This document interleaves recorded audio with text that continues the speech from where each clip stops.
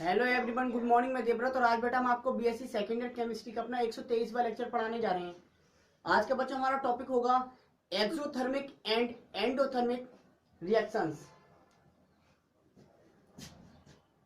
Exothermic exothermic and endothermic reactions. बेटा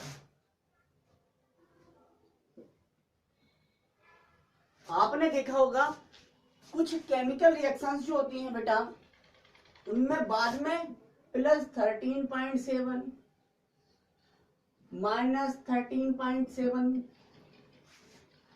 कुछ ये एनर्जी लिखी हुई होती है, किलो कैलोरी पर मोल। ये एनर्जी लिखी हुई होती है, इसका मतलब क्या है? तो आज हम यही समझने वाले हैं बेटा कि एक्सोथर्मिक या एंडोथर्मिक रिएक्शंस क्या होती है। मतलब ये जो एनर्जी है इसका मतलब क्या है, कहाँ ये प्लस का चार्ज के साथ डिनोट की जाएगी और कहाँ माइनस के साइन के साथ डिनोट की जाएगी। ठीक है, तो हिंदी में कहते हैं एक्सोथर्मिक को मतलब ऊष्मा क्षेपी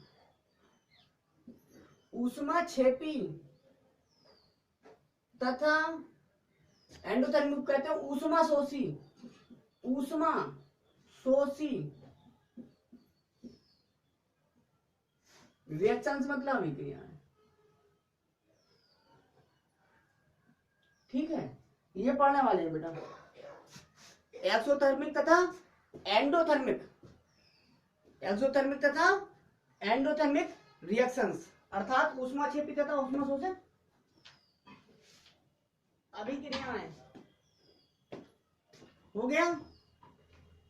देखो जरा,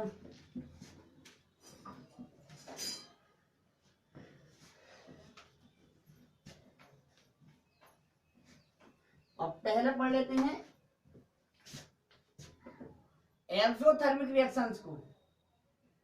एक्सोथर्मिक रिएक्शंस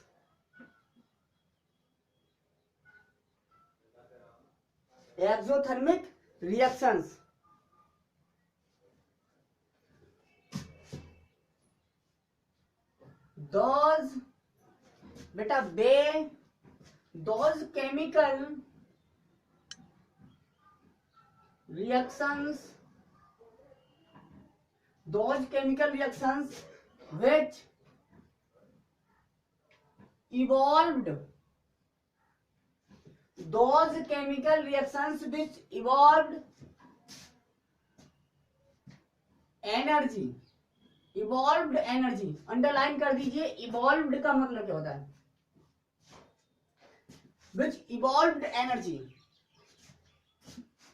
called या known as called exothermic reactions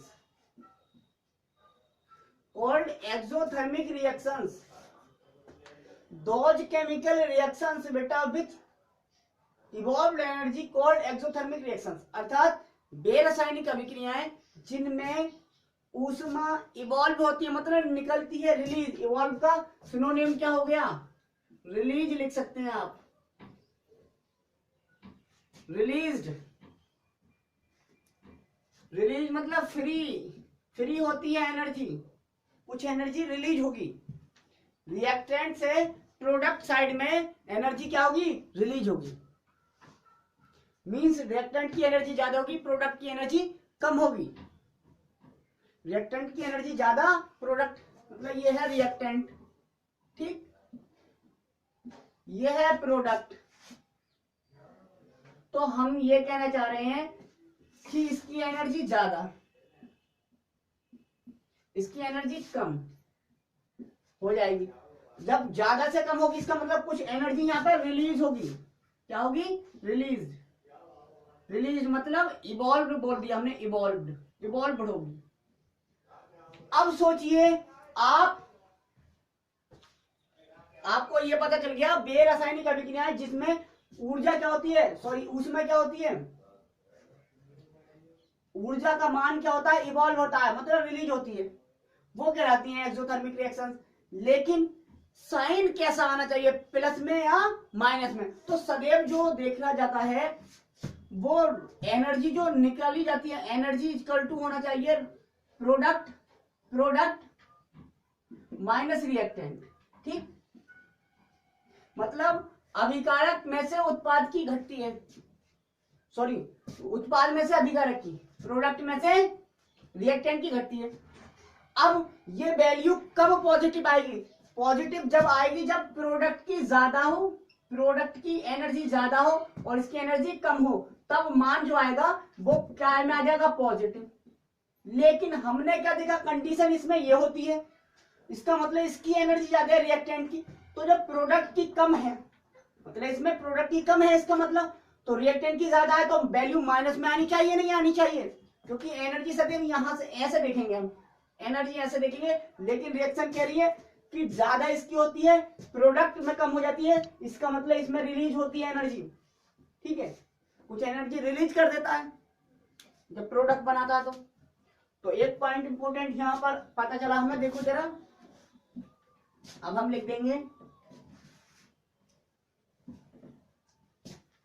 क्या,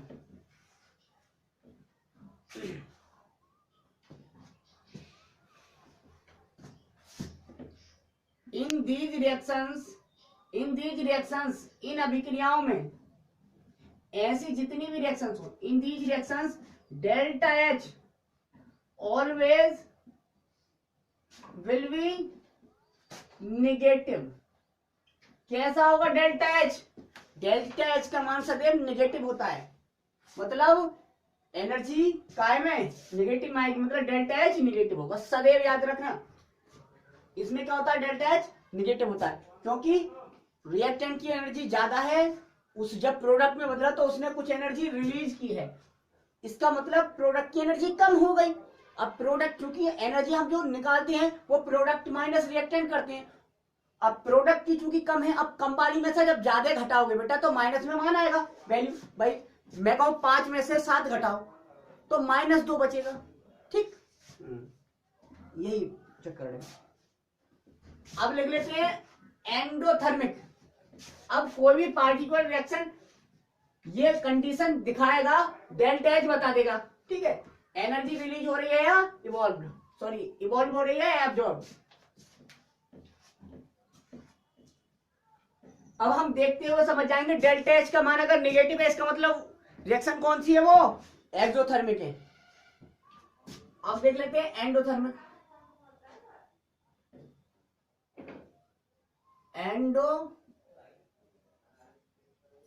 एंडोथर्मिक रिएक्शंस,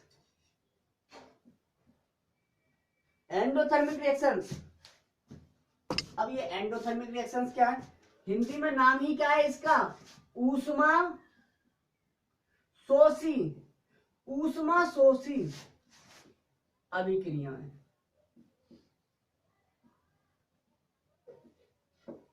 ऊष्मा शोषी अभिक्रियाएं मतलब ऐसी अभिक्रियाएं जिसमें ऊष्मा यानी कि एनर्जी का अवशोषण होता है, एब्जॉर्ब होती है।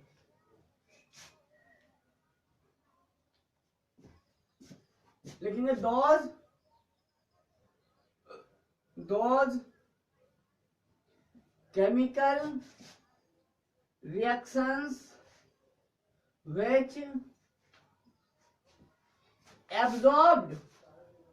which absorbed energy, those chemical reaction which absorb energy को में लगाओ called क्या कहलाती हैं? Endothermic, called endothermic reactions। ठीक, वे रासायनिक अभिक्रियाएं जिनमें ऊष्मा का या ऊर्जा का मान अवशोषित होता है क्या कहलाती हैं? ऊष्मा शोषी अभिक्रियाएं कहलाती हैं। अब यहां पर देख लीजिए, यहां पर इन दीज रिएक्शंस बेटा, इन अभिक्रियाओं में delta H always will be positive. Positive value होती है डेल्टा एच की। यहां पर डेल्टा एच का मान सदैव धनात्मक होता है, मतलब ऑलवेज पॉजिटिव होगा। ऐसा क्यों?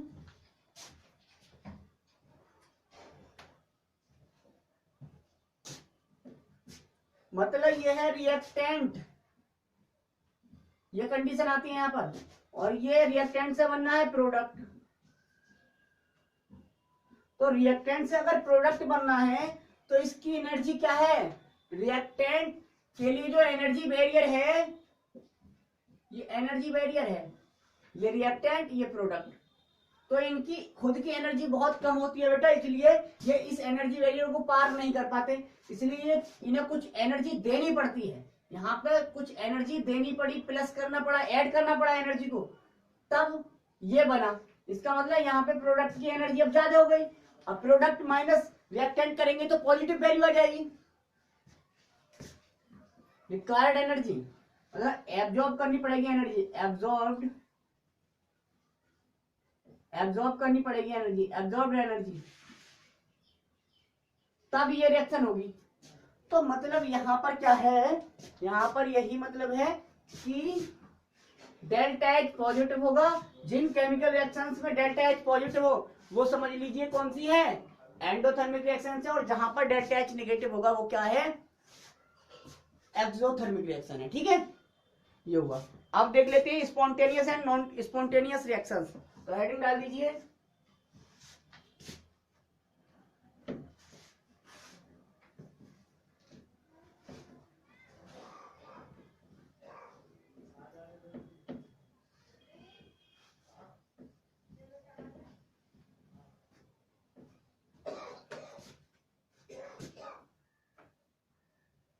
spontaneous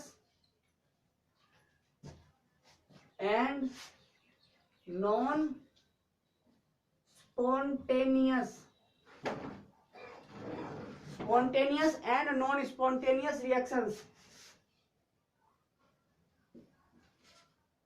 या प्रोसेस भी बोल सकते हैं हम।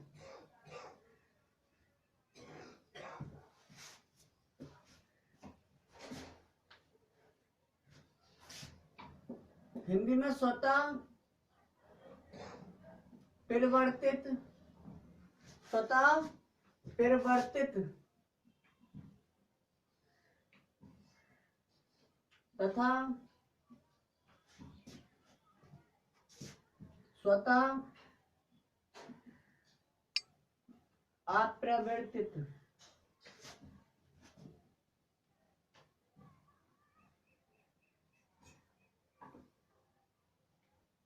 अभिक्रियाएं। हो गया?